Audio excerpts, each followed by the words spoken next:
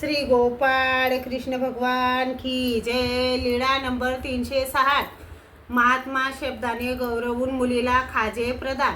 सर्वज्ञ वसियेच्या उजवी कडील पडवीत बसले होते। एक लहान कुमारी मुलगी घडा घेऊन पाणी भरत होती। वसियेच्या दाराजवळ उभी राहून ती सर्वज्ञांना पाहत असे आणि सर्वज्ञ आपल्या आपण श्रेमालिंगन देत आणि म्हणायचे ह आणि ती निघून जात असे। असे 2-4 वेळा केले। नंतर पुन्हा ती रिकामी आली, वसियेच्या दाराशी उभी राहिली आणि सर्वज्ञांना पाहू लागली।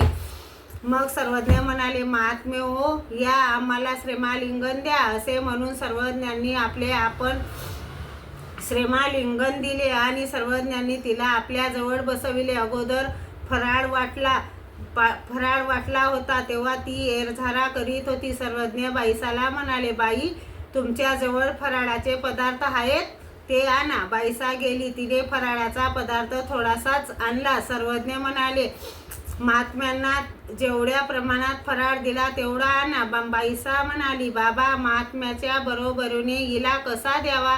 तेव्हा सर्वज्ञांनी सांगितले, बाई, तुम्ही आमचे ज्या कोण्या नात्यात लागतात त्याचप्रमाणे ही आमची कोणी लागत नाही काय? बाईसाने सर्वांना जेवढा फराळ दिला तेवढा तिच्यासाठीही आणला। सर्वज्ञांनी आपल्या श्रीकराने ज्याबरोबर जो पदार्थ खायचा तो त्याचबरोबर तिला दिला। मग तिने फराळ घेतला, नंतर पाणी प्यायला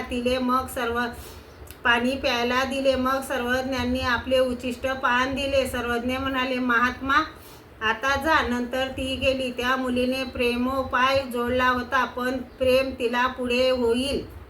श्री गोपाळ कृष्ण भगवान की जय।